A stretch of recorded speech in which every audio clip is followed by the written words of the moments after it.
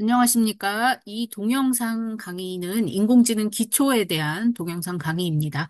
먼저 첫 번째 시간으로 전반적인 인공지능 기초의 개론, 그러니까 인공지능 개론에 대해서 살펴보도록 하겠습니다. 오늘 배우실 내용은 인공지능 부분입니다. 그래서 인공지능, 개요, 머신러닝, 머신러닝을 한국어로 얘기하면 기계학습이죠. 같은 내용입니다. 머신러닝과 기계학습은. 그리고 인공신경망과 딥러닝에 대해서 어, 이 순서대로 배우도록 하겠습니다. 먼저 인공지능에 대해서 살펴볼게요. 인공지능. 인공지능이란 뭐냐? 정의부터 살펴보자면 인공지능, 영어로는 뭐 artificial intelligence를 해서 AI라고 하죠. 그래서 사고나 학습, 문제 해결 능력 등 인간의 지능 수준의 직접 능력을 컴퓨터 하드웨어로 소프트웨어로 구현하는 기술이 인공지능입니다. 그래서 인공지능은 크게 약한 인공지능과 강한 인공지능으로 나눠서 볼 수 있는데요. 약한 인공지능은 뭐냐면 특정한 한 가지 분야의 일을 수행하는 AI. 그러니까 뭐 얼굴을 인식한다. 그러면은 얼굴 인식 하나만 하는 AI가 약한 인공지능입니다. 강한 인공지능은 보시면 인간과 비슷하게 또는 인간을 뛰어넘는 AI가 강한 인공지능인데요. 뭐냐면 사람은 얼굴 그러니까 이미지만 인식하는 게 아니잖아요. 이미지도 인식하고 문자도 인식하고 텍스트도 인식하고 소리도 인식하고 뭐 다 인식을 하죠. 그래서 뭐 그런 것들 구별하고 그걸 가지고 뭔가 일을 해내기도 하고 그렇기 때문에 그러니까 뭐 그런 것들은 이제 요 강한 인공지능이 돼요. 그리고 아직 인간의 지식 능력을 뛰어넘는 AI는 나오지 않았죠. 인간과 비슷한 지식 수준의 일을 수행하는 AI도 나오지 않았다고 볼 수 있어요. 그러니까 어, 여기서 보시면은 이제 슈퍼 AI에서 인간의 지식과 능력을 뛰어넘는 AI라고 되어 있으니까 이제 뭐 그런 질문을 하실 수는 있겠어요. 알파고가 네, 이세돌 구단도 이기고 중국의 바둑 그 전체 세계 랭킹 1위인 바둑 기사 있죠. 그 사람도 이기고 다 이겼으니까 인간을 뛰어넘는 게 아닙니까? 라고 하실 수 있는데 알파고는 특정한 한 가지 분야만 하는 애잖아요. 그러니까 바둑만 두는 애죠, 걔는. 그렇지만 이세돌 구단은 바둑만 두시진 않잖아요. 사람이 하실 수 있는 문자 인식도 하실 거고 뭐 여러 가지 일들을 하잖아요. 그렇기 때문에 어떻게 보면 이 강한 인공지능은 아직 등장하지 않았어요. 네. 지금 있는 인공지능들은 우선은 다 이 약한 인공지능에 속합니다. 네. 그 연구를 하고는 있죠. 강한 인공지능에 대해서.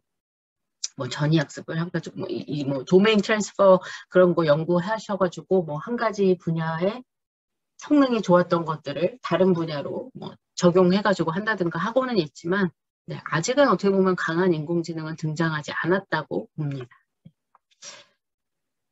그다음에 이제 인공지능의 역사를 조금 보실게요. 인공지능의 역사는 오래됐습니다. 그래도 뭐 아주 요 최근에 나타난 건 아니에요. 40년대부터 시작이 되었습니다. 43년에 워렌 맥컬럭 여기 N이 있으면 안 되는데 영어에서 제가 오타가 났네요. 네, 워렌 맥컬럭이라는 사람이 그 인간 두뇌 신경, 그 뉴런이라고 말하죠. 그거에서 착안한 논리적인 모델을 제시합니다. 그러니까 이 사람은 아직 뭔가를 개발했다기보단 모델만 제시했어요.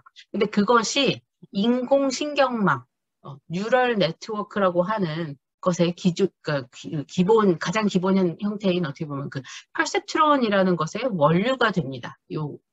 그러니까 인공신경망이죠. 아, 여기도 오타가 있네요. 죄송해요. 인공신경망이라는 거는 이 사람의 신경을 만들었다는 거죠. 인간이 만든 거. 그거 퍼셉트론의 원료가 됩니다.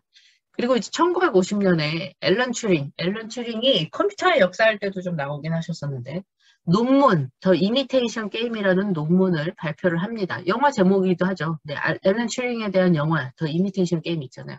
그 이미테이션 게임 논문에서 튜링 테스트라는 것을 제안합니다.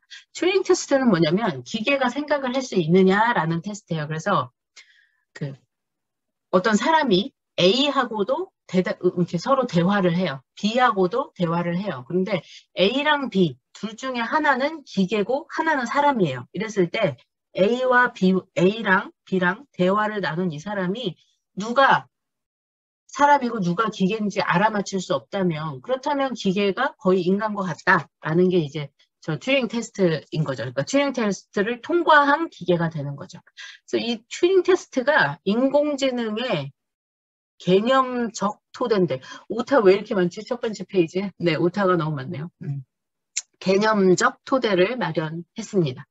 그다음에 이제 1956년에 존 맥칼시라는 사람이 드디어 이제 인공지능이라는 용어를 쓰자라고 말한 사람이 이제 이분이 됩니다. 그래서 다트머스 회의에서 이게 무슨 여름에 이제 저 대학에서 학회 같은 게 열린 거예요. 워크숍이 열렸는데 다양한 분야, 그러니까 컴퓨터 쪽 하시는 분만 모이신 게 아니고 뭐 심리학, 뭐 생물학 이런 분들이 이제 모여가지고 이제 이렇게 정리를 하신 거죠. 그러면서 이제 여기에서 그럼 이것을 우리가 인공지능이라고 부르자, artificial intelligence라고 부르자라고 이제 용어가 처음 창안이 된 곳이 바로 이때입니다. 그리고 이제 57년에 뭐 이때부터 이제 열심히 뭐 이렇게 학문적 분야를 만든 셈이니까 열심히 연구들을 하셨겠죠. 그래서 프랭크 로젠블렛이라는 사람이 인공신경망의 근간이 되는 퍼셉트론이라는 것을 개발을 하십니다. 퍼셉트론이 이거거든요. 이게 뭐냐면은 신경망처럼, 그러니까 뉴런처럼 여기서 뭔가 이제 입력이 들어오면 중간에 뭐 이렇게 해가지고 출력청으로 전달해 주는 건데, 요 퍼셉트론 요 그림과 나중에 나온 신경망 그림하고 거의 이렇게 그림으로 봤을 때는 되게 유사해요. 네, 그래서 이게 이제 인공신경망의 근간이 되는 것은 57년, 굉장히 그래도 비교적 오래 전에 개발이 된 것입니다. 이렇게 해서 이제 한참 이제 사람들이 이제 인공지능에 대해서 열심히 이제 막 연구를 하고 뭐 성과가 나올 것처럼 이제 기대를 하고 열심히 연구를 하셨어요. 막 미국 같은 나라에서는 특히나 이뭐 다트마스도 이제 미국에 있는 대학이거든요. 그래서 막 나라에서도 막 펀딩을 해가지고 막 큰 프로젝트도 수행하고 했는데 당장 어떤 결과가 나오지가 않았단 말이죠. 그럼 특히나 이제 이때 69년, 이때 70년대 이때에 들어서면서 이제 인공지능의 첫 번째 겨울, 뭐 암흑기라고도 말을 하는데 이제 찾아옵니다. 이때 이제 마빈 민스키라는 사람하고 시모어 페퍼트라는 사람이 이제 증명을 하는데 뭐냐면 이 퍼셉트론이 이제 인공신경망을 만든 거잖아요. 그러니까 사람의 저 신경, 뉴런처럼 작동을 하는 뭔가를 개발을 해서 이걸 갖다가 흉내내면은 뭔가 여러 가지 문제들을 풀 수 있을 거라고 생각했는데 엑소와 같은 문제도 해결할 수 없다고 증명을 했어요. 그래서 이 엑소와 기억나시나요? 논리회로 할 때 엑소와였는데 엑소와는 뭐 이렇게 그러니까 엔드오와 엑소와 뭐 아무튼 있었어요. 그 찾아보세요, 엑소와. 그래서 이 퍼셉트론이 엑스오와 같은 굉장히 단순한 문제거든요. 컴퓨터에서 엑스오는. 네. 그런데 이 인공지능 퍼셉트론 가지고는 이 문제도 해결할 수 없다는 거예요. 네. 그래서 이제 다층 퍼셉트론, 그러니까 얘는 퍼셉트론 한 개짜리, 층이 레이어가 한 개짜리인데 물론 이제 다층으로, 그러니까 이 퍼셉트론을 여러 개 연결하면은 엑스오와를 해결할 수는 있겠으나 그랬을 때 요 다층 퍼셉트론을 학습시킬 방법이 또 없다는 거예요. 요 당시 기술로는 얘를 학습시킬 수 있는 방법이 없었어요. 그래서 결국은 퍼셉트론이 엑소와 문제를 해결할 수 없는 거죠. 저 굉장히 간단한 컴퓨터에서의 간단한 문제도. 그러면서 이제 퍼셉트론은 지금 우리는 이거 할 수가 없다. 그러면서 이때 민스키는 이제 기호주의 학문 쪽으로, 그래서 인공지능에서 기호주의 학문으로 돌아서자. 퍼셉트론 말고 라고 해서 이제 이쪽 부분으로 관심이 이제 집중이 되어서 인공지능 쪽으로 연구를 하게는 되었지만 특히 이제 그러면서 나온 게 이제 전문가 시스템이라는 건데 전문가의 지식을 어떤 그 규칙으로, 그러니까 룰 베이스드예요. 얘는 그러니까 규칙을 미리 다 주는 거예요. 그 컴퓨터에게 규칙을 다 알려주는 거죠. 여기서 뭐 하면은 뭐 A로 가라. 이걸 만나면 B를 선택해라. 이런 규칙을 다 해서 사람의 질문에 답할 수 있는 어떤 문제를 해결할 수 있는 인공지능을 만들자라고 해서 나왔는데 근데 문제는 모든 규칙을 다 정리해서 기계한테 알려주는 게 쉽지 않다는 거죠. 그렇다 보니까 이 전문가 시스템으로 해결할 수 있는 문제는 굉장히 제한적인, 그러니까 아주 작은 문제는 해결할 수 있는데 왜냐면은 그 규칙을 다 미리 정의를 해서 알려줘야 되잖아요. 가르쳐줘야 되잖아요. 기계한테, 컴퓨터한테. 근데 그렇게 하다 보니까 굉장히 이렇게 지역적인 문제, 작은 문제만 해결할 수 있었다라는 거죠. 그래서 인공지능이 막 사람처럼 막 이것저것 할 수 있을 줄 알았는데 그렇게 할 수가 없었던 거죠. 그렇다 보니까 사람들이 이제 인공지능에 가졌던 기대가 많이 이제 없어지게 되는 거죠. 그러면서 첫 번째 겨울이 찾아왔습니다. 그러다가 다시 80년대가 되면서 다시 이제 또 이게 발전을 해요. 이제 발전은 꼭 뭐랑 같이 등장하느냐면요. 퍼셉트론과 같이 등장을 하게 됩니다. 결국은 이제 이 신경망이 맞았다는 거죠. 그러니까 생각의 출발점이 되는 신경망이 인공지능에서는 어떻게 보면은 정답이긴 했던 거예요. 근데 이 당시 기술로는 그 퍼셉트론을 갖다가 여러 개 연결할 수가 없었던 거고, 그러다가 이제 컴퓨터 같은 게 조금 발전을 하잖아요. 네, 하드웨어가 발전을 하게 되니까 80년대에 신경망이 부활을 합니다. 다층 퍼셉트론이 드디어 등장을 했고, 이때 이제 그 5차 역전파 알고리즘이라는 것들을 제안해서, 여기서 보시면은 다층 퍼셉트론을 학습시킬 방법이 없었잖아요. 근데 여기서 이제 이 5차 역전파를 이용해서 이 다층 퍼셉트론을 학습을 시키게 됩니다. 5차 역전파는 뭐냐면요. 뒤에서도 또 그 뭐 신경망 얘기하면서 나오긴 할 텐데, 이렇게 레이어가 있잖아요. 여기가 이제 입력층이 되고, 여기가 그 출력층이 되면 중간에 이제 뭐 이렇게 은니층이라고 해서 히든 레이어라고 해서 있거든요. 그래서 이 출력을 통해서 나온 결과 y랑, 그러니까 이거는 우리가 예측한 값이에요. 우리가 예측한 값이랑 실제 y 있잖아요. 실제 값, true y. 그래서 이거를 뭐 y predict라고도 표현을 하는데, 이 정도는 조금 알아두시면 좋으니까, 네. 조금 제가 다시 제대로 쓸게요. 실제 y true 값과 y prediction 한 값에 똑같아야 되죠. 그러니까 우리가 예측한 거랑 실제 값과 같아야 되잖아요. 그러니까 이것들 사이에 차이 빼야 돼요. 옆으로 쓸 걸 그랬네요. yp와 yt, 이 차이, 이게 바로 오차가 되는 거죠. 오차를 줄여야 되는 거죠. 학습을 잘 했다는 거는, 인공지능이 학습을 잘 했다는 거는 이 우리가 예측한 값과 실제 값의 차이, 오차가 줄어들어야 된다는 거예요. 그런데 이 오차가 여기서 뭔가, 그러니까 얘가 이제 y 프리딕트 값을 인 거죠. 이 아웃풋 레이어를 통해서 나온 게 y 프리딕트인데, 이때 그러면 여기서 이 오차를 계산할 수 있는 거잖아요. 오차를 계산한 다음에 오차가 있으면은요, 그 오차를 갖다가 다시 이 뒤로 보내줘요. 그래서 역전파예요. 백프로페게이션이라고, 뭐 인공지능 관심 있으신 분들, 신경망 좀 해보신 분들은 들어보셨을 텐데, 이렇게 오차를 뒤로 보냅니다. 그 백프로페게이션이라고 하는데, 그게 이제 역전파예요. 그렇게 해서 다시, 그러니까 오차를 알려주겠다는 거예요. 오차가 이만큼 있어 라고 뒤에 있는 레이어들한테 알려주면 얘가 이제 다시 학습을 하는 거죠. 오차를 줄이기 위해서. 그렇게 하는 것이 바로 이 오차 역전파 알고리즘입니다. 그렇게 해서 이 다층 퍼셉트론, 그러니까 여러 개의 레이어, 그러니까 이게 이 선 하나가 레이어라고 부르거든요. 층이라고 불러요. 그렇게 하는 것이 바로 이제 이 오차 역전파 알고리즘입니다. 그렇게 한 다음에 이제 뭐 패턴 인식을 통해서 문자, 영상, 인식에 기여를 하게 되고, 그러니까 문자도 인식하고 영상, 이미지도 인식을 하는 부분을 또 이제 연구해서 어느 정도 성과가 나왔고. 근데 이제 문제는 또 뭐였냐면은, 복잡한 패턴 처리를 하시려면은 이 히든 레이어가 여러 개 필요해요. 여러 개 필요한데, 이 오류 역전파가, 이 히든 레이어가 뭐 한 두 개, 뭐 이렇게 있을 때는 학습이 잘 되는데, 히든 레이어가 많아지면은 또 학습이 여전히 잘 안 되더라는 거죠. 그렇게 하다 보니까 다층 퍼셉트론이 등장해서 학습을 할 수 있게는 되었지만, 여전히 이 레이어가 많이 필요한 복잡한 패턴 처리는 여전히 안 되더라. 그러니까 신경망, 다층 퍼셉트론 신경망도 적용할 수 있는 범위가 한정되어 있더라 라는 거죠. 그래서 조금 발전은 했지만 아직 이제 막 본격적으로 막 부흥은 아니고, 네, 조금 발전을 이렇게 하게 됩니다. 그래서 이때 어쨌든 그래도 가능성을 좀 봤어요. 가능성을 봤는데 두 번째 겨울이 다시 들어옵니다. 왜냐면은 이때 이제 무슨 일이 벌어지냐면 80년대 후반에서 90년대 초반에 데이터가 복잡해져요. 그러니까는 사진을 생각해 보세요.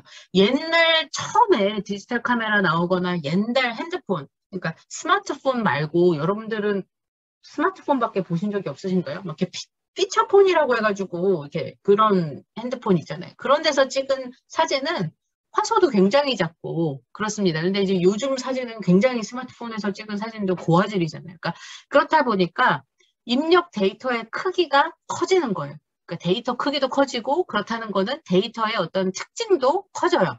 그렇다 보니까 이 데이터의 구조가 복잡해져요. 근데 여기서 벌써 복잡한 패턴 처리가 잘 안 된다고 그랬잖아요. 그러니까 복잡한 구조의 데이터가 등장을 하다 보니까 이 당시 인공신경망, 다층 퍼셉트론으로는 문제가 해결이 안 되더라는 거죠. 네.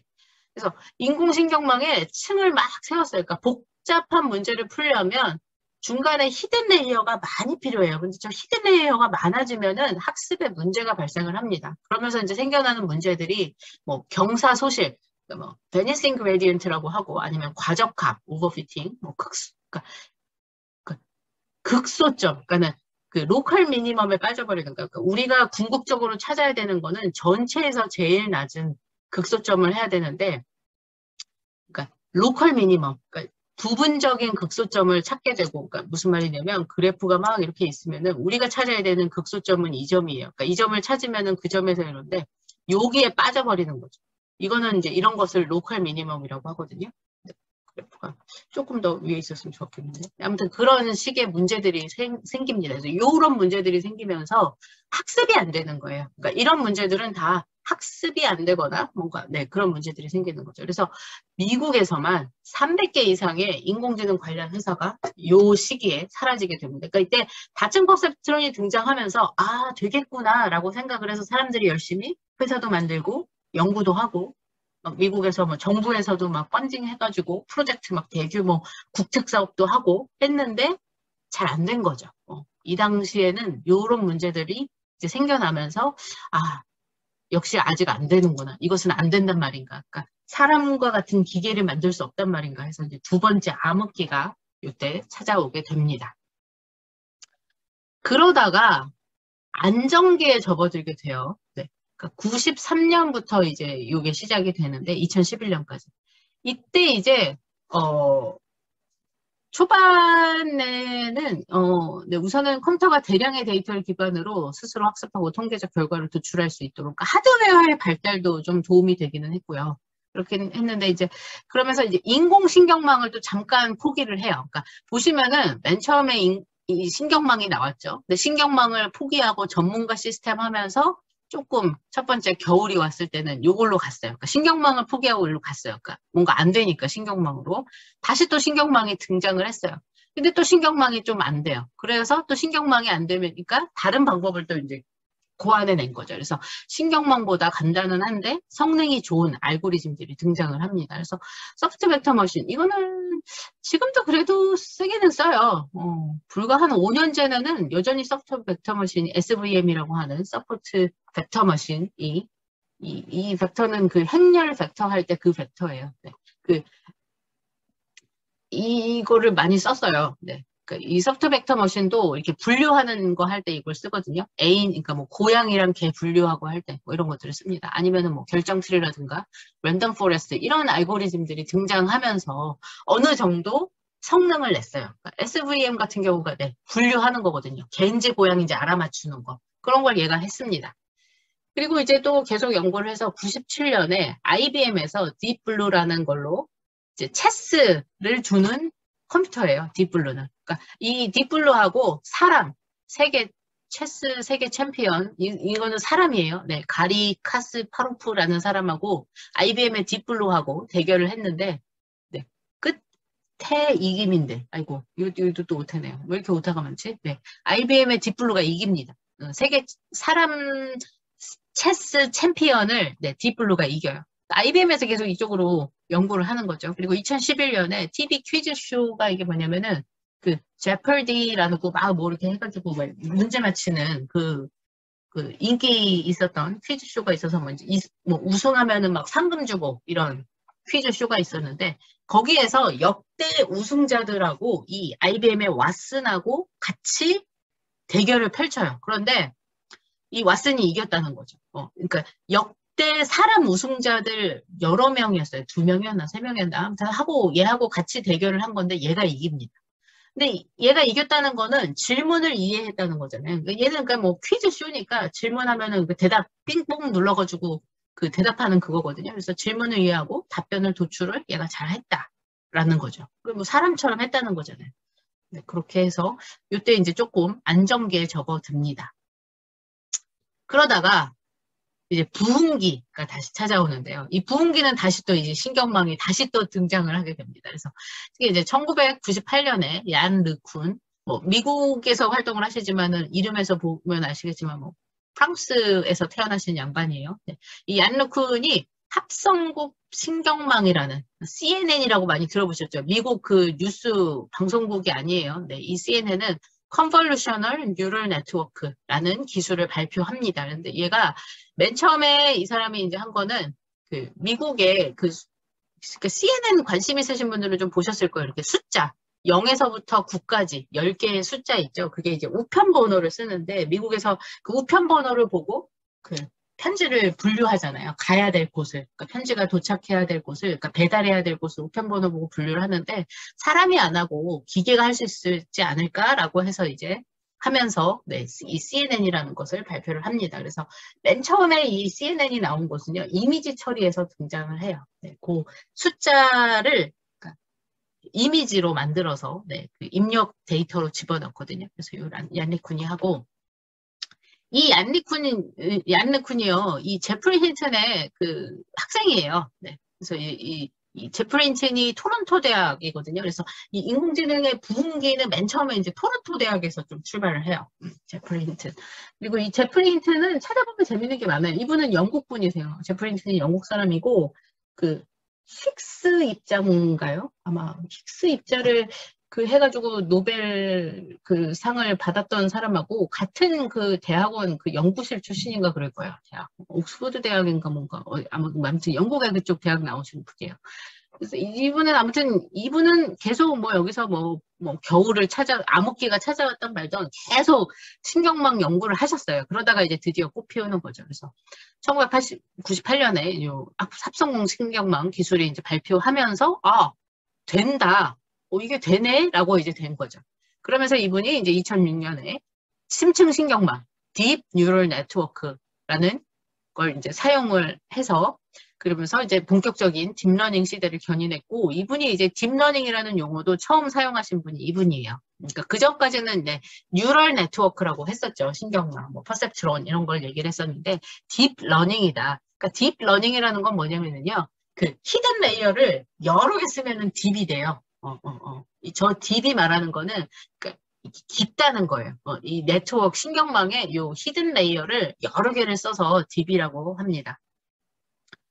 그리고 이제 2012년에 앤드류 응이라는 분이 구글 브레인과 함께 유튜브에 있는 1,000만 마리의 고양이 얼굴 인식하는 거 그런 것들을 해냅니다. 앤드류 응은 이 사람도 영국 사람이에요. 영국 사람인데 그러니까 약간 아시아 계기는 해요. 아시아 계기는 하지만 영국 사람이에요. 영국 사람이고 스탠포드 대학에서 있었다가 지금도 스탠포드 대학에 있는지까지 모르겠다. 그래서 콜세라라고 또 들어보셨을지 모르겠어요. 그 약간 그 온라인으로 여러 개 막 학습할 수 있는 건데 그 코세라를 만드신 분 중에 한 분이고 그래서 이분은 그 기계학습, 머신러닝을 전파하신 분이에요. 그러니까 머신러닝의 저변 확대에 굉장히 기여를 많이 하신 분입니다. 큰 기여를 하신 분이에요. 아무튼 뭐 이런 것들을 또 하기도 하고요.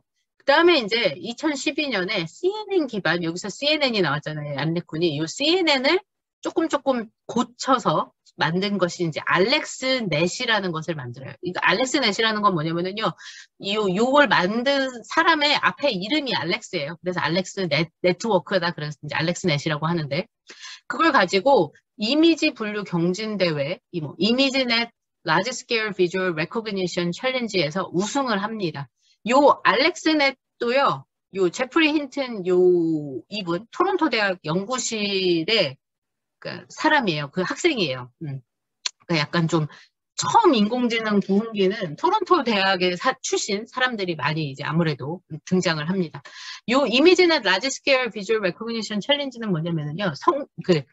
이 대회는 이전부터 있었어요. 2012년이 아니고 2000년대 중반부터 있었는데, 그, 페이페일리라고, 중국계 미국인이에요. 페이페일리, 여자분이신데, 이분이 이제, 펀딩을 받아서, 어디 대학 교수였지? 유명한 대학 교수예요. 저분도. 스탠포드였나? 페이페일리도? 정확하게 기억이 안 난다. 하버드였나? 아무튼 뭐 그런 종류의 대학 중에 하나예요. 페이페일리가 그러니까 펀딩을 받아가지고 사진 100만 장을 모읍니다. 그러니까 100만 장 정도를 모아가지고 그거를 다 그 레이블링을 해요. 그러니까 레이블링을 했다는 거는 이 사진이 개인지, 고양인지, 나무인지, 뭐 캔인지 이런 것들, 뭐 집인지, 자동차 이런 것들을 다 붙입니다. 그러니까 그렇게 보고 붙인다는 거는 그러니까 비용과 시간이 필요하잖아요. 그러니까 사람이 그걸 일일이 다 해야 되거든요. 그렇게 해가지고 뭐 이렇게 그 펀딩을 받은 거죠. 펀딩 받아가지고 그렇게 합니다. 100만 장 정도 되는 사진에 대해서 해요. 그러니까 굉장히 대규모 빅데이터가 좀 등장하게 되는 계기가 되기도 합니다. 이 이미지넷이. 그렇게 한 다음에 일부를 훈련 데이터로 제공해줘요. 그러면 이제 사람들이 그걸 가지고 이제 막 뭔가 자기네 알고리즘을 개발을 해가지고 테스트 데이터를 가지고 얼마나 잘 맞췄는지. 그러니까 그 클래스 개수도 굉장히 많거든요. 그러니까 단순히 개, 고양이 두 개 중에 하나를 알아보는 게 아니고, 그러니까 레커그니션 했다는 건 알아봤다는 거거든요. 그러니까 분류라고도 하고, 보통 여기 이제 뭐 클래시피케이션이라고도 하고, 레커그니션이라고도 하고 뭐 하는데, 그런 대회를 이전부터 계속 열었었어요. 그래서 여기 나왔던 무슨 소프트 벡터 머신, 뭐 결정 트리, 랜덤 포레스트 이런 것들을 사용해서 2000년대 중반부터 사람들이 이제 계속 이제 매해 1년에 한 번씩 저렇게 대회를 열었습니다. 그래서 우승자들이 나왔었는데 이 알렉스 넷이 등장하기까지는 전체 이제 정답의 오답률, 그러니까 틀린 거, 얼마나 틀렸나 그 비율, 오답률을, 에러율을 이제 가지고 이제 1등인지 2등인지 그런 것들을 매기는데, 순위를 매기게 되는데, 그전에는 80 몇 프로였고, 그러니까 매번 대회가 있을 때마다 막 이제 오답률이 막 1% 줄고, 1% 줄고, 그러니까 찔끔찔끔씩 오답률을 줄여왔어요. 그랬다가 알렉스넷이 등장하면서 굉장히 획기적으로 오답률을 줄입니다. 알렉스넷은 거의 오답률이 10%가 안 됐어요. 그러니까 정답률이 90%가 넘었던 걸로 기억하거든요, 제가. 그래서 얘가 등장을 하면서 갑자기 오답률을 확 줄여요. 그러다 보니까 사람들이, 저거 뭐야? 라고 하게 되는 거죠. 그러면서 이제 사람들이 그, 딥 뉴럴 네트워크인 거죠. 네, DNN 아니면 CNN, 네, 관심을 갖게 됩니다. 그래서 그다음부터는 알렉스넷 다음부터는요, 대회가 지금은 그냥 레코그니션 하는 거는 안 하고 있는 걸로 알고 있는데, 왜냐면 지금은 성능이 진짜 좋아졌거든요. 그래서 이 이후에는 알렉스넷 이후에 우승한 애들은 다 신경망 기반입니다. 네, CNN 기반으로 해서 뭔가 추가하거나 좀 변경해서 네, 한 것들이 이제 하게 되고 이때부터 이제 본격적으로 이제 딥러닝의 시대가 열리게 되는 거죠. 그래서 이 역사를 한 장으로 정리해 놓은 걸 보시면은 이때부터 시작인 거예요. 43년부터 해가지고 뭐 네, 여기 뭐 이쯤에 이제 뭐 컴퓨터 애니악도 하고 앨런 튜링의 튜링 테스트도 나오고 다트머스 회의에서 인공지능 용어도 등장을 하고 네. 그러면서 이때 퍼셉트론이 등장하지만 퍼셉트론이 안 된다 뭐 이러면서 이제 전문가 시스템이 나오고 그러니까 퍼셉트론과 전문가 시스템은 인공지능을 대하는 게 좀 다른 거예요. 얘는 이제 신경망으로 스스로 학습을 하는 거고 전문가 시스템은 규칙을 다 주는 거예요. 룰을 다 주고 룰을 학습한 다음에 내가 학습한 룰에 따라서 기계가 뭐 어떤 행동을 한다든가 판단을 한다든가 라는 거죠. 네, 뭐 이런 거. 이 5차 역전파도 이 제프리 힌튼이 하신 거예요. 네. 5차 역전파를 하시고,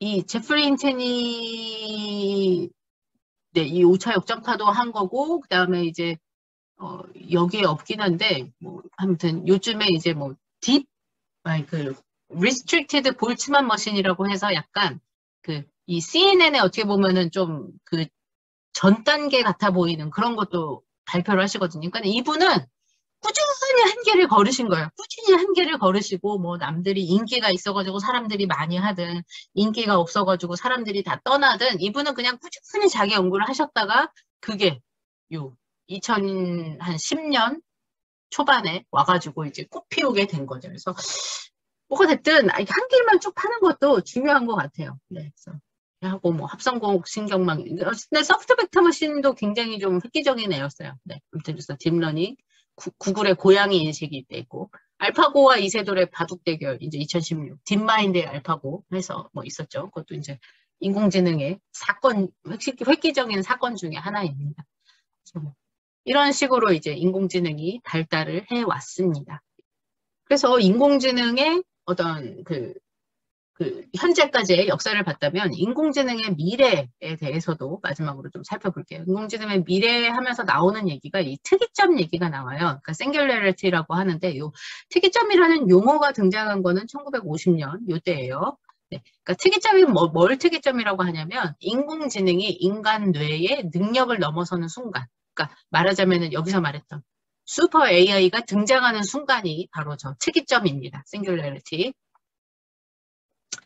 자, 미래학자 레이 커즈와일은 이 특이점을 언제로 예측하고 있냐면 맨 처음에 예측은 2045년인가 뭐 그랬었을 거예요. 그랬는데 땡겼어요, 이분이.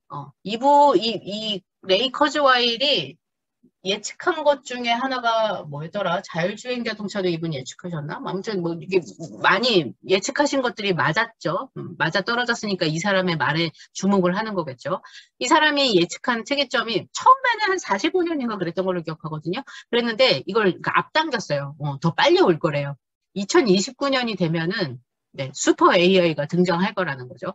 우리는 좀 긴장을 해야 될까요? 사람은. 아무튼 그렇게 예측을 하고 있습니다. 그래서 인공지능의 미래는 이렇게 될 것이다. 근데 2029년이면 몇 년 안 남았어요. 지금 2022년이잖아요. 7년밖에 안 남았는데. 아무튼 그렇게 예측을 하고 있습니다. 그래서 인공지능의 미래는 이렇고요. 그래서 우리가 인공지능의 정의와 인공지능의 역사에 대해서 네, 첫 번째 동영상에서 살펴봤습니다.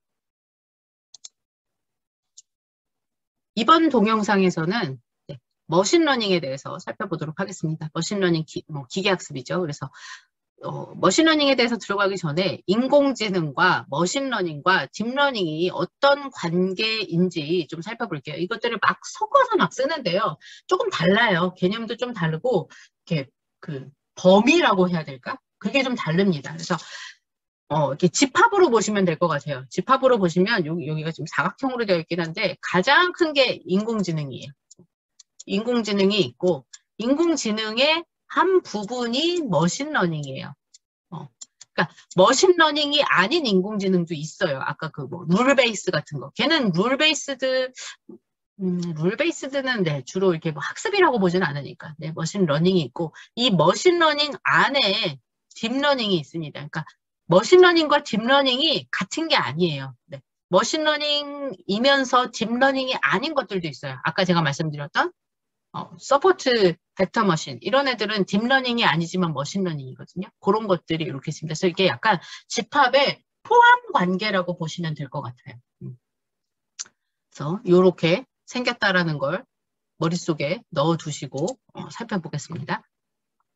그래서 인공지능은 컴퓨터가 사람처럼 생각하고 판단하게 만드는 기술이 인공지능이에요. 그러니까 맨 처음에 등장하는 것도 인공지능부터 등장을 하는 거죠. 그래서 이때 이제 뭐 퍼셉트론, 탐색 추론 이런 걸 하다가 그러다가 이제 80년대에 머신러닝. 네.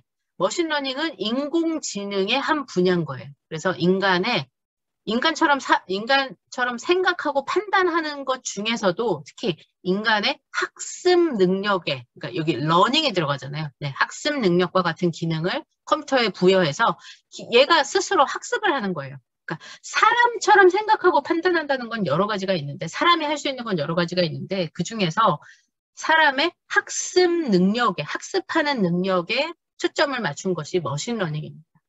그리고 이 머신러닝 중에 한 일부분이 딥러닝이 되는 거예요. 그러니까 이 딥러닝은 학습하는 것 중에서도 특히나 신경망을 기반으로 해서, 그러니까 인공신경망을 기반으로 해서 학습을 하는 거죠. 네. 그 뉴런이 작동하는 것을 흉내내서 네, 학습을 하게 하는 게 딥러닝이 됩니다. 그래서 빅데이터를 기반으로 스스로 학습하며 판단하는 기술이 바로 이 딥러닝이 되겠습니다.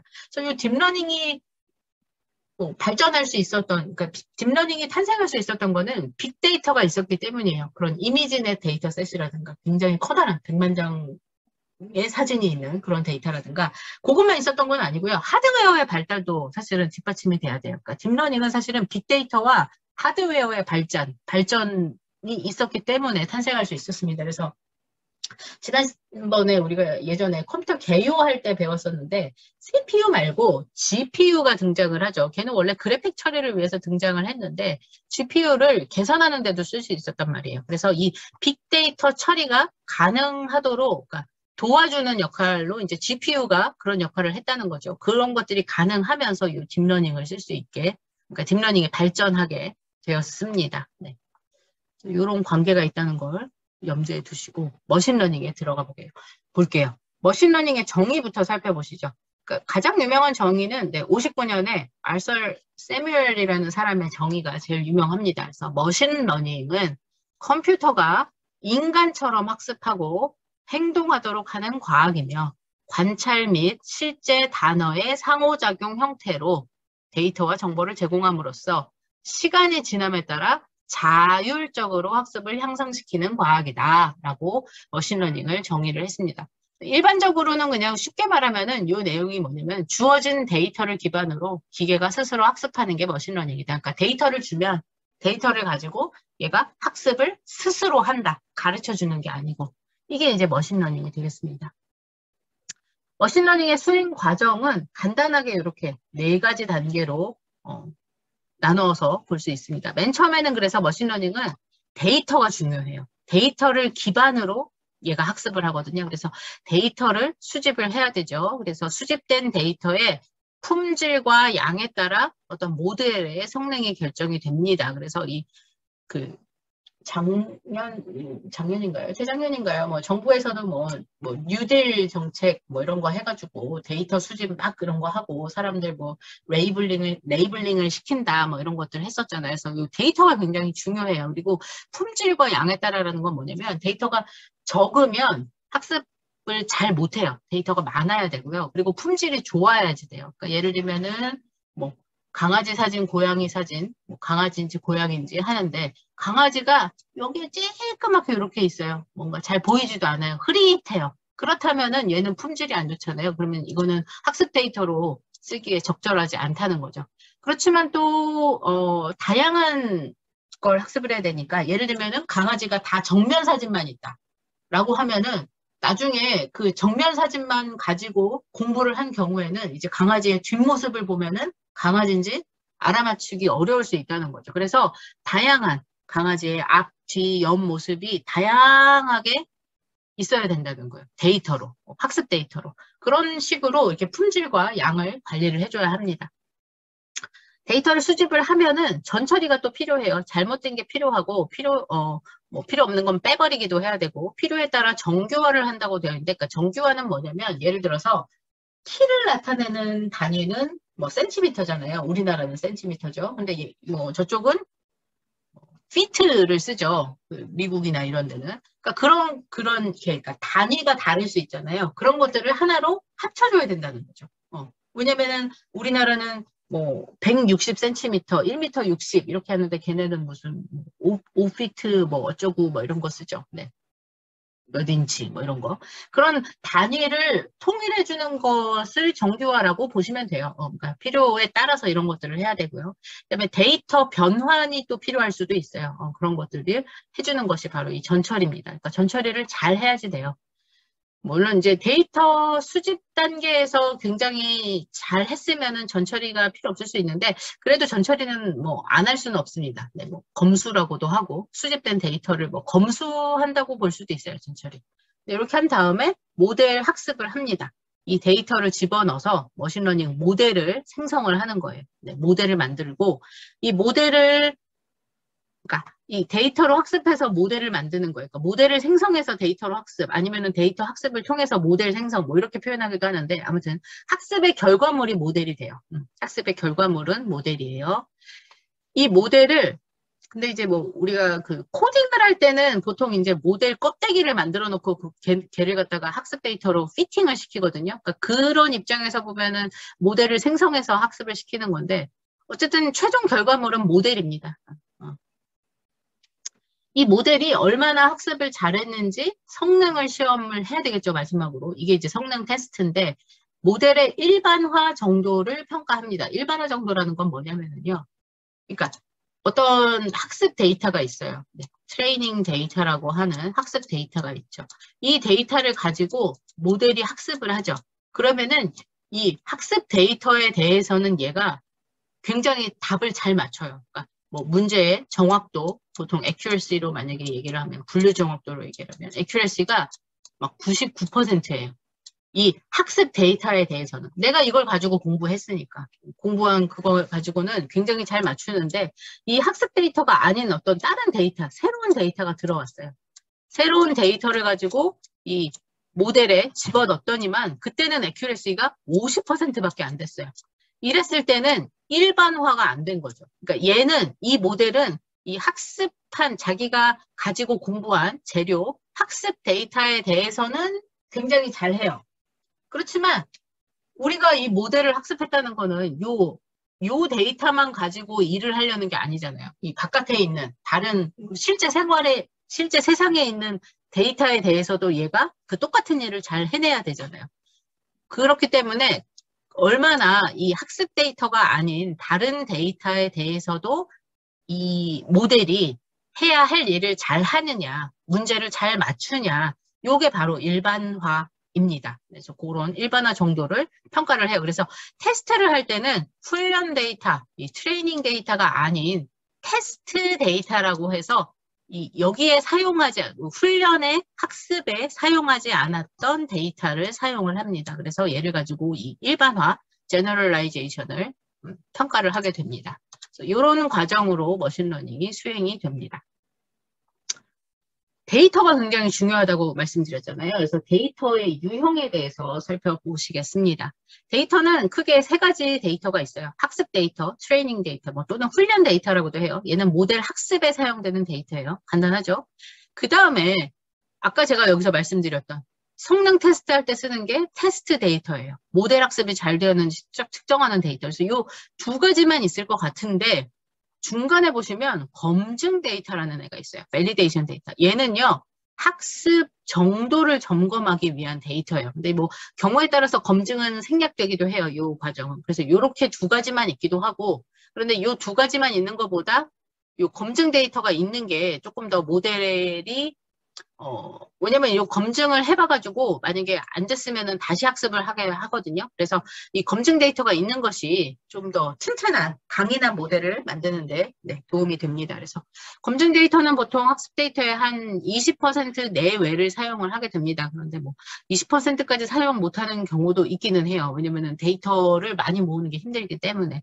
그래서 뭐 비유를 하자면 검증 데이터는 모의고사라고 보시면 돼요. 그러니까 고3 때 여러분들 뭐 6월달, 9월달에 모의고사 보나요?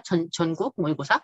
그게 이제 검증 데이터라고 보시면 돼요. 실제 시험을 보기 전에 얼마나 내가 학습을 잘 했는지 점검하기 위한 게 이제 요 검증이고, 마지막 실제 테스트는 수능이라고 보시면 되는 거죠. 네. 실제 테스트. 얘는 그러니까 그 전에 모의고사처럼 한번 보는 거예요. 얘를 가지고. 훈련이 잘 됐는지. 네. 이런 식으로 데이터 유형을 나눌 수 있습니다.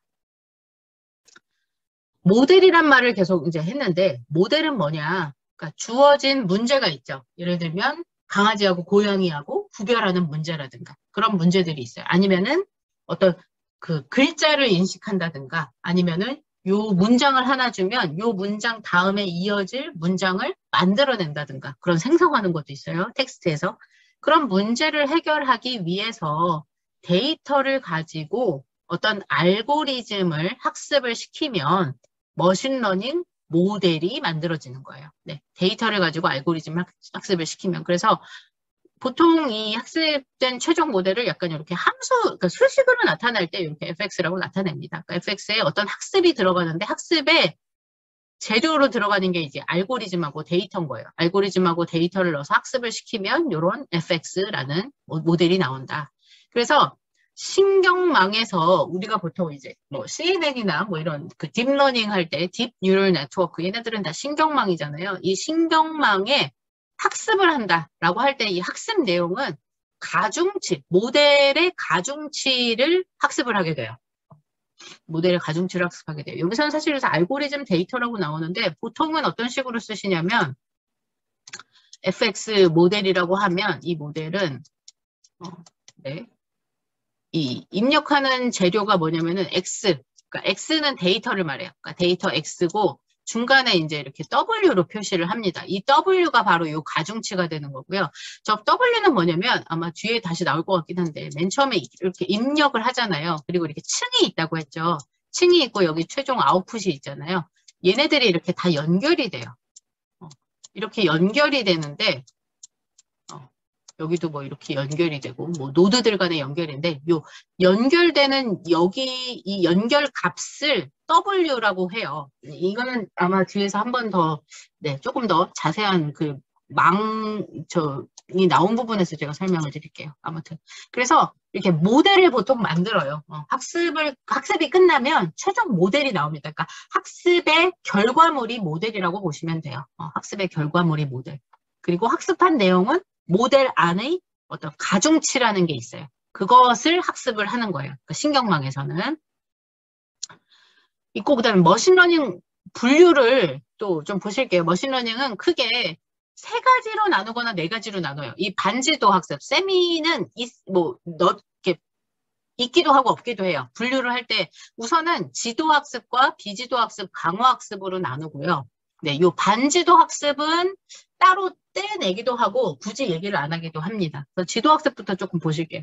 지도 학습은 뭐냐면은요, 뭐 영어로 supervised learning이에요. 그러니까 supervise가 뭐냐면 이렇게 뭔가 감독하는 거잖아요. 네, 그러니까 뭔가 감독을 하고 있다는 거예요. 네, 뭐냐면은요, 얘는요 문제랑 정답을 알려줘요. 그러니까 데이터를 줄 때 이게 고양이다, 강아지다 이런 걸 알려주고 공부를 시키는 게 지도학습입니다. 그러니까 얘가 고양이야, 고양이야, 고양이야 해서 이제 그러니까 알려주는 게 이 지도학습이고, 그러니까 마치 아기가 태어나면 뭐 아기한테 알려줄 때 이게 뭐야, 뭐야라고 알려주죠. 뭐 이게 엄마야, 아빠야 이렇게 해주죠. 그게 다 지도학습인 거예요. 네.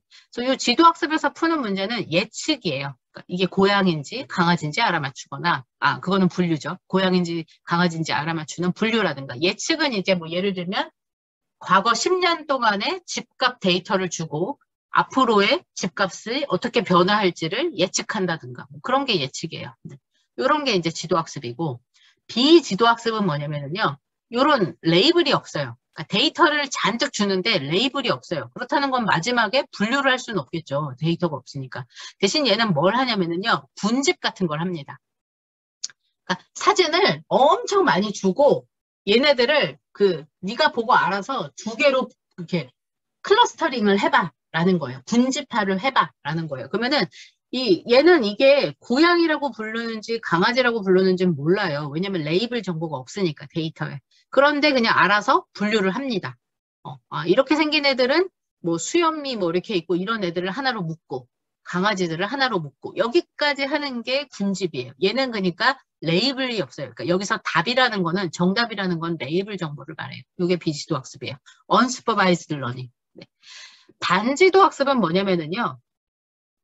그 데이터를 줄 때 레이블이 있는 데이터와 레이블이 없는 데이터를 같이 섞어서 주는 게 반지도 학습이에요. 그러니까 레이블이 있는 데이터, 이 정답이 있는 데이터. 왜냐면 레이블링을 하는 거는 비용과 시간이 든다고 했잖아요. 그래서 레이블링을 하는데 많이 할 수 없으니까 레이블링이 있는 거 조금 주고 정답이 없는 레이블이 안 된 데이터를 많이 줍니다, 보통. 이렇게 섞어가지고 데이터를 주고 공부를 해라고 하는 게 이 세미 슈퍼바이스 러닝이에요. 그래서 이렇게 있고, 그 다음에 강화학습이라는 거. 얘는 딱 보시면은 벌써 지도인지 뭐 이런 지도라는 글자가 안 들어가 있죠. 네. 얘는 좀 다른 유형이에요. 완전히 다른 유형인데, 강화학습, 뭐 reinforcement learning이라고 해요. 그 알파고가 이 강화학습을 통해서 네, 학습을 한 애입니다. 그래서 얘는 뭐냐면은요, 상벌을 줘요. 그래서 맞추면 상을 주고요. 틀리면 벌을 줍니다. 주로 이제 게임 같은 거 할 때 많이 써요. 네, 그래서 이렇게 뭐 에이전트라는 게 있어가지고 어떤 액션을 취해서, 그러니까 얘가 이 공룡이 뭔가 여기로 가야 되는 거죠. 이 미로를 통과해서 이런 환경이 있는데 보상을 주는 거죠. 보상을 주고 상태가 이제 또 뭐 바뀌게 되고 뭐 그런 식으로 해요. 그래서 뭐 여기 막 복잡하게 있는데 강화학습은 한마디로 상벌을 주는 거예요. 그래서 잘하면 상을 주고 이 뭐 약간 이제 뭐 그런 거죠. 네. 초등학교나 이럴 때 우리 이제 뭐 잘하면은 선생님이 이렇게 별 3개 그려준다든가, 뭐 못하면은 문제를 더 풀게 한다든가, 벌은 아니지만, 네, 그런 식으로 한다든가. 그래서 이제 우리가 어떤 원하는 결과를 이끌어내기 위해서, 그러니까 이 기계가 우리가 원하는 방향으로 학습하도록, 네, 상과 벌을 이용해서 학습을 네, 하는 게 이 강화 학습입니다. 그런 식으로 구분을 할 수 있어요. 분류를 할 수 있어요. 머신러닝은. 그다음에 이제 인공신경망과 딥러닝을 보실게요. 자, 인공신경망, 딥러닝 다 뉴런이 빠질 수 없죠. 그리고 퍼셉트론이 빠질 수 없겠죠. 그래서 뉴런은 우리의 신경세포죠. 그래서 가지돌기, 뭐 수상돌기라고도 하나요? 네, 아무튼 이 가지돌기에 들어온 여러 신호가 이렇게 들어오죠. 신호가 들어오면 하나로 통합이 되어서 어떤 임계값을 초과하면 다음 신경세포로 전달이 돼요. 임계값을 초과하지 않으면 전달이 안 돼요. 입력 신호를 그냥 무시하게 되는 거죠. 그래서 입력 신호가 이렇게 들어오면 요 가지돌기, 얘네들이 이제 해가지고 뉴런에 여기 핵이 있고 자극의 전달 방향, 요것들이 다 합쳐져서 네, 요 여러 신호가 합쳐져서 이렇게 해가지고 이 시냅스를 통해서 네, 전달이 되죠. 네, 축삭 돌기의 말단과 다음 뉴런의 가지돌기 사이 부분으로 전 뉴런에서 다음 뉴런으로 전달되는 부위, 네, 이 시냅스를 통해서 신호가 전달이 됩니다. 이렇게 생긴 뉴런을 흉내내서 만든 게 퍼셉트론이죠. 네, 인공신경망에 쓰이는 거고요. 입력이 그래서 여기처럼 다수예요. 네, 다수의 입력이 있고 보통은 출력은 하나로 결정을 하는데 뭐 꼭 하나, 네, 하나, 네, 보통 하나로 하죠. 근데 꼭 하나가 아닐 수도 있긴 합니다만 이렇게 있고요. 중간에 가중치가 여러 개 있어요. 네, 여기 W라고 된 것이 바로 가중치입니다.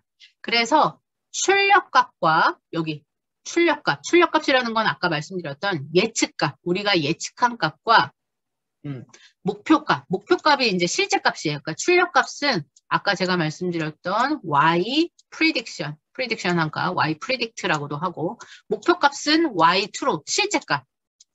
이거를 비교해서 오차가 있겠죠. 뭐 차이는 빼면 돼요. 차이를 이 뒤로 전달해 줍니다. 이렇게 오차를 뒤로 역전파, 백 프로퍼게이션에서 해주는 거예요. 그래서 여기서 보시면 이게 입력이 되고요. 어떤 이제 이 입력에 요 가중치를 곱하는 거예요. 가중치라는 거는 얘 곱해준다는 거예요. X1하고 W1을 곱해줘요. X2하고 W2를 곱하고 얘네들을 다 곱한 다음에 이거를 다 합해야 되겠죠. 네, 여기서도 다 합쳤잖아요. 통합을 하잖아요. 그래서 네, 요렇게 여기는 1이라고 되어 있는데 그러니까 XI 여기 보시면 네, 이렇게 있어요. XI랑 WI 그러니까 I 자리는 1부터 N까지 요 시그마는 다 합치라는 거죠. 네, 요거를 다 합쳐서 어떤 요 함수를 통과시킵니다. 통과시키는 부분은 바로 요 임계값을 초과하는지 안 초과하는지 뭐 그런 거라고 보시면 돼요. 그리고 이제 보통 이렇게 뭐 아무튼 입력 함수를 지나서 활성화 함수를 좀 하나 좀 넣어줍니다. 이거는 뭐 좀 관심 있어서 들어보신 분들 뭐 시그모이드나 뭐 렐루나 이런 애들 이제 액티베이션 펑션이라고 하는 거를 해서 출력값이 나오죠. 그러면 이 출력값을 실제값과 비교해서 오차가 있다. 그러면은 뒤로 다시 네, 그 값을 해줍니다. 그래서 제가 앞에서 살짝 말씀드렸던 게 신경망에서 우리가 학습하는 건 결국 요 W를 학습하는 거라고 그랬잖아요. 왜냐면 지금 Y는 이 Y 햇의 수식이 바로 요거거든요.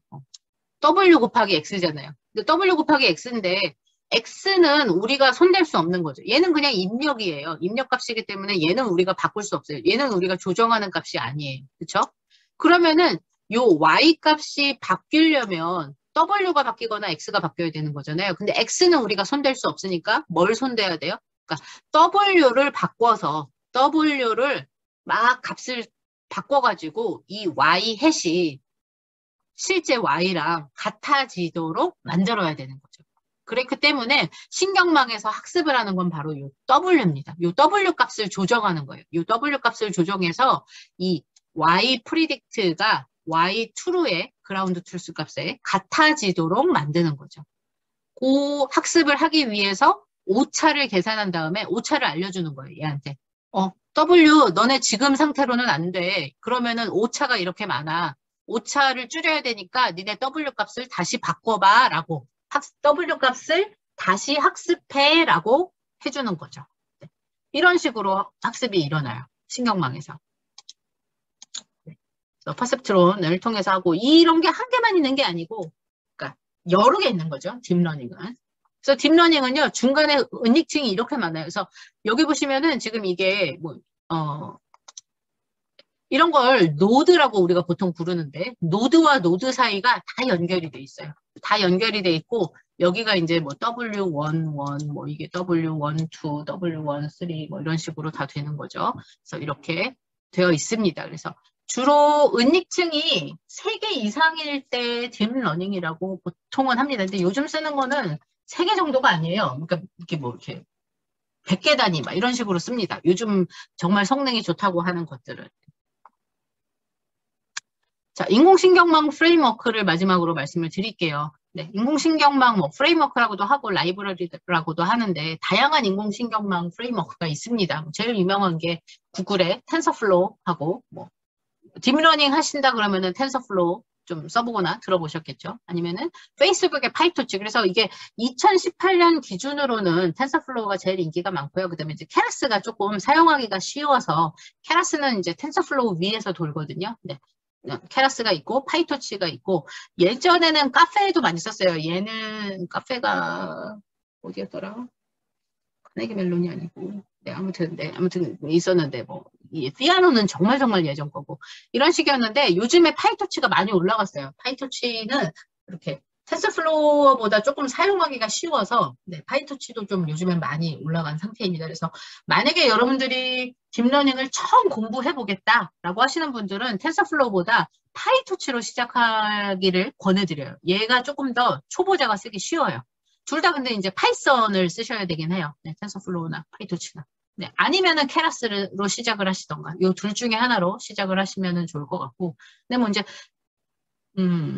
기존의 뭐 코드들은 텐서플로우가 제일 많긴 하겠죠. 내가 잘 처음 나왔으니까. 그래서 이런 것들이 이제 있습니다. 그래서 네, 수고 많으셨고요. 네, 오늘 수업은 여기서 마치도록 하겠습니다.